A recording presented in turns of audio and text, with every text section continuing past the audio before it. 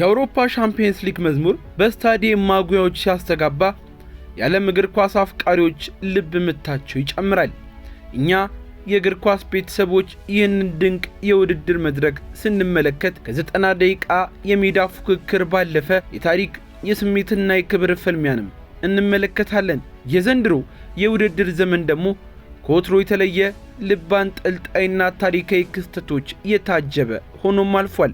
በተለይ የሰሜን ለንደኑ ኩራት አርሰናል ከረጅም የናፍቆት ዓመታት በኋላ ወደዚሁ ትልቅ መድረክ ተመልሶ ያሳየው አስደናቂ ብቃት፣ እንደዚሁም የፈረንሳዊ ሀብታም ክለብ ፓሪስ ሴንት ጀርሜንም ዳግም የፍጻሜ ተፋላሚ መሆን መቻሉ የውድድሩን ድምቀት ወደ ላቀ ደረጃ ደርሶታል። ይህ ሁሉ ድንቅ ትረካ ደግሞ ማሳረጊያው በሚያምረው የሃንጋሪ መዲና ቡዳፔስት በሚገኘው ታሪካዊው ፑስካሽ አሬና ዋንጫ ፍጻሜ የሚደረግም ይሆናል። በተለይ በዛሬው ዝግጅታችን ይህንን የእግር ኳስ አፍቃሪ በጉጉት የሚጠብቀውን ፍልሚያም እንዳስሳለን። ለቻናላችን አዲስና እንግዳም ከሆናችሁ ሰብስክራይብ በማድረግ ቤተሰባችን እንድትሆኑ እንጠይቃለን። ለአርሰናል ደጋፊዎች የሻምፒየንስ ሊግ መዝሙር ከእግር ኳስ ዜማነት አልፎ የክብራቸው ማረጋገጫ ማህተም ነው። በተለይ በታላቁ አሰልጣኝ አርሰን ቬንገር ዘመን ለ19 ተከታታይ ዓመታት በዚህ መድረክ ላይ ሲሳተፍ የነበረው ክለብ ድንገት ከታላላቆቹ ክለቦች ዙፋን ተገፍቶ የሐሙሱ ምሽት የአውሮፓ ሊግ ተሳታፊ ሆኖ መቆየቱ ምን ያህል ህመም እንደነበረው የትኛውም ደጋፊ የሚዘነጋው ጉዳይ አልነበረም። ታዲያ ዓመታት ነጉደው አሰልጣኞች ተቀያይረው ተጫዋቾች ገብተው መተው ሄደው፣ ነገር ግን የጠፋው የሻምፒየንስ ሊግ ክብር በቀላሉ ሊመለስ ያልቻለባቸው ዓመታት ማንም የማይዘነጋቸው፣ የአርሰናል ደጋፊዎች የሚቆጩባቸው፣ የሚበሳጩባቸው፣ የሌሎች ክለብ ደጋፊዎች መሳለቂያ የሆኑባቸው አርሰናል ከክብሩ ዝቅ ያለበት ዓመታት እንደነበር ሁሉም የሚያስታውሰው ጉዳይ ነው። ነገር ግን ዳግም በሚካኤል አርቴታ መሪነት የተጀመረው አመርቂ ጉዞ ፍሬ ማፍራቱን ይጀምራል።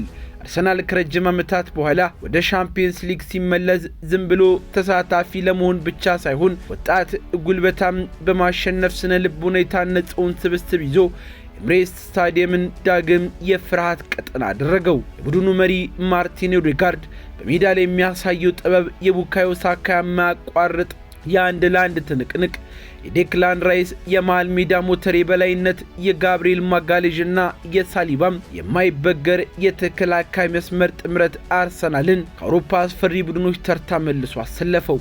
ታዲያ በእንግሊዝ ያሉ ተንታኞች እንኳን ሲገልጹ እንደ ስፖርት ጋዜጠኞች ያሉም ሲናገሩ፣ ታዛቢዎችም እንዲህ ሲሉ ይህንን ቡድን ስንመለከት የድሮን አርሰናል ትዝታን የሚቀሰቅሱ ማራኪ እግር ኳስ ከዘመናዊው የፕሬሲንግ ታክቲክ ጥብቅነት ጋር አዋህዶ ዳግም ተመለከት ነው፣ አጀብ ነው ይላሉ። መድፈኞቹ ወደ ሻምፒየንስ ሊግ መመለሳቸው ብቻ ሳይሆን በመድረኩ ላይ ጫና ፈጣሪ ሆነው መቅረባቸው የዘንድሮውን ውድድር እጅግ ማራኪም አድርጎታል። በሌላኛው የውድድሩ መድረክ ላይም የፈረንሳዩ ኃያል ክለብ ፒኤስጂ ይገኛል። ኳታር ስፖርት ኢንቨስትመንት ክለቡን ከተረከበበት ጊዜ ጀምሮ ፓሪስ ሴን ጀርመን ዋነኛና ብቸኛ ግብ የአውሮፓን ሻምፒየንስ ሊግ ዋንጫ ማንሳት የነበረ ሲሆን ይህንንም በባለፈው ዓመት አድርጎት ተመልክተናል። በአገር ውስጥ ሊግ ሁሉንም ዋንጫዎች ጠራርጎ በማንሳት ፒኤስጂ የተለመደ ተግባር ቢሆንም የአውሮፓው መድረክ ግን ሁሌም እያጓጓ የሚያመልጥልም ሆኖበት ቆይቶ ሰነባብቶበትም ነበር። ታዲያ ከጥቂት ዓመታት በፊት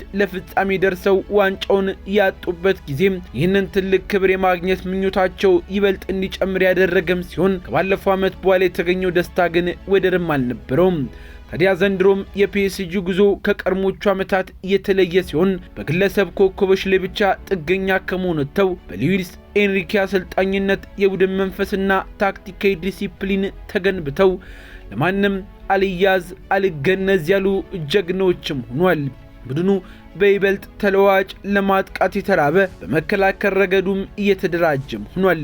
ዳግም ሻምፒየንስ ሊግ ፍጻሜ መድረሳቸው ክለቡ ከስህተቶቹ ተምሮ በአዲስ ስነ ልቦና መገንባቱን ያሳያል። የፓሪስ ከተማ ነዋሪዎች፣ በመላው ዓለም የሚገኙ የክለቡ ደጋፊዎች የዓመት ጥማታቸው የሚቆረጥበት ዓመት እንደሚሆን በጽኑ እያመኑም ሲሆን ለፒኤስጂ ከፍጻሜ ጨዋታነት ባለፈ በዓለም የእግር ኳስ ታሪክ ውስጥ ያላቸው ቦታ በወርቅ ቀለም የሚያስመዘግቡበት ወሳኝ ምዕራፍም ነው። የሁሉ ድንቅ የእግር ኳስ ትረካ መቋጫውን የሚያገኘው ማዕከላዊ አውሮፓ እንቁ በሆነችው የሃንጋሪ ዋና ከተማ ቡዳፔስት ነው። አርሰናል ይህንን ዋንጫ የሚያሳካ ከሆነ መቼም ማንም የማይሰርዘው በደም የተጻፈ ትልቅ ታሪክ ይኖረናል የሚሉት ደጋፊዎች ይህንን የዋንጫ ጨዋታ በድል ለማጠናቀቅ ቡድናቸውን እየተማጸኑ ይገኛሉ።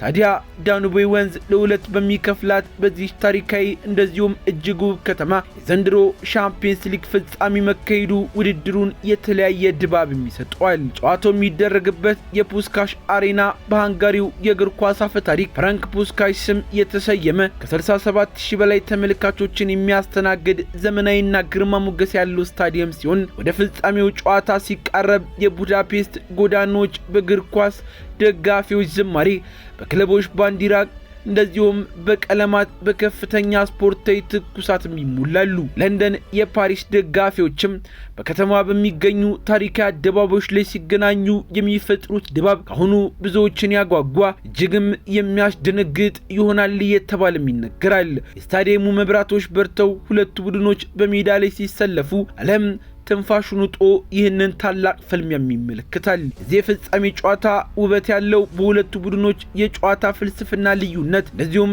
ተመሳሳይነት ላይም ሲሆን በአንድ በኩል የኳስ ቁጥጥርን፣ ፈጣን የመስመር ጥቃትን፣ ጠንካራ የመከላከል መሰረት ያደረገውን የአርቴታን አርሰናል፣ በሌላ በኩል የተደራጀ የቡድን አጨዋወት፣ ፈጣን የመልሶ ማጥቃት ሽግግርን የተካነውን የኤንሪኬውን ፒኤስጂ፣ በመሃል ሜዳ ላይ የሚኖረው የኳስ ባለቤትነት ሽኩቻ፣ በመከላከያ መስመር ለሚደረገው ጥንቃቄ የተሞላበት ትልቅ ግድያ እንዲሁም የፊት መስመር አጥቂዎች የሚያሳዩት የውሳኔ አሰጣጥ ብቃት የጨዋታውን ውጤት ይወስናሉ ተብሏል።